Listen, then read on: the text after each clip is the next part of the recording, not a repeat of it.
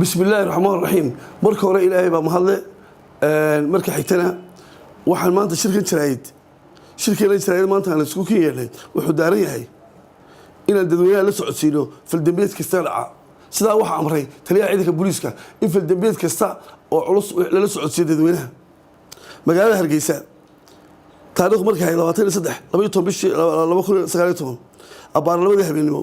waxa baabuur weyn oo UD ah laga dhex ka haystay magaalada Hargeysa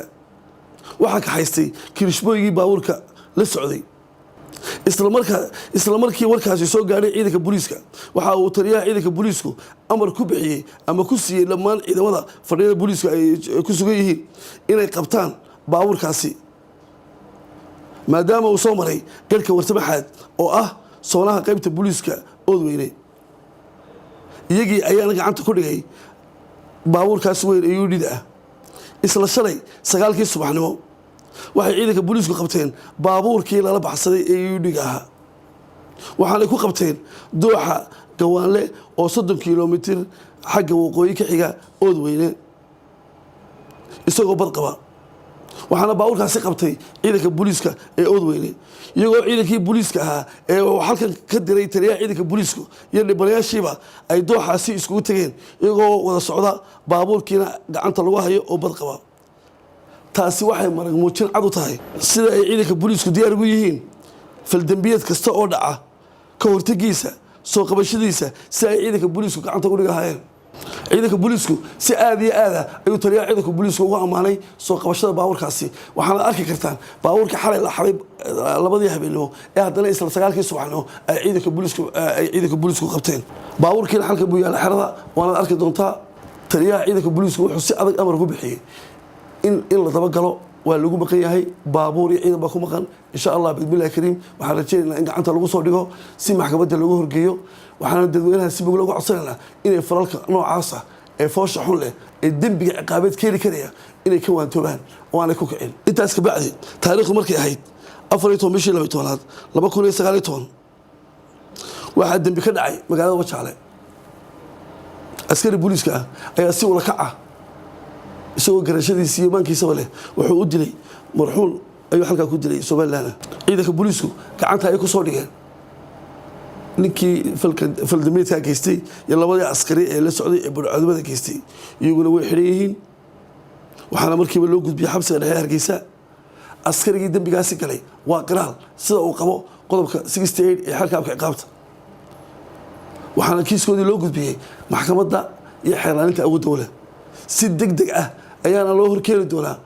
ciidansadii falkaasi geystay oo maxkamadda lagu horgeeyo iyadoo lagu qaado dawladda dambiga uu geystay markii dilku dhacay ka bacdi waxa Wajaale ka dhacay banaanbax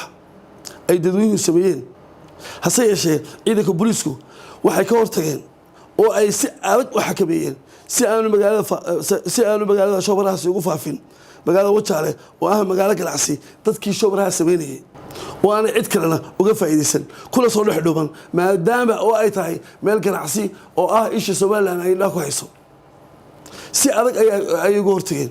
taliyaha ciidanka booliisku si adag ayuu u amaanay ciidankii booliiska ee saldhigga Wajaale ee sida xilkasnimada leh ee waayo-aragnimada leh u xakameeyay banaanbaxaasi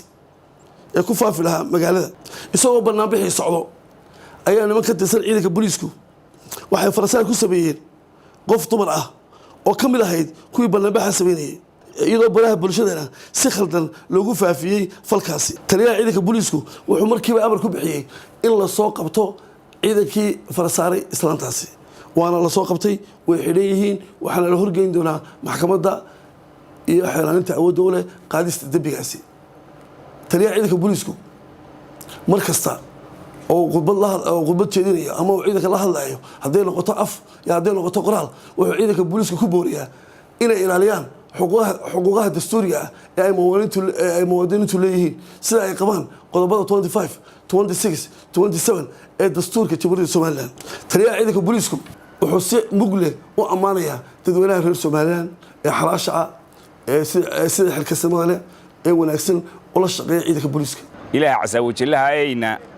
dad islaam ay naga dhigay iyo mahadle waxaana biliiska dawladda Soomaaliland iyo biliiskeeda baan ugu mahadnaqaynaa sidii diiranayd ee ay uga hawl galeen gaadhiga soo qabashadiisa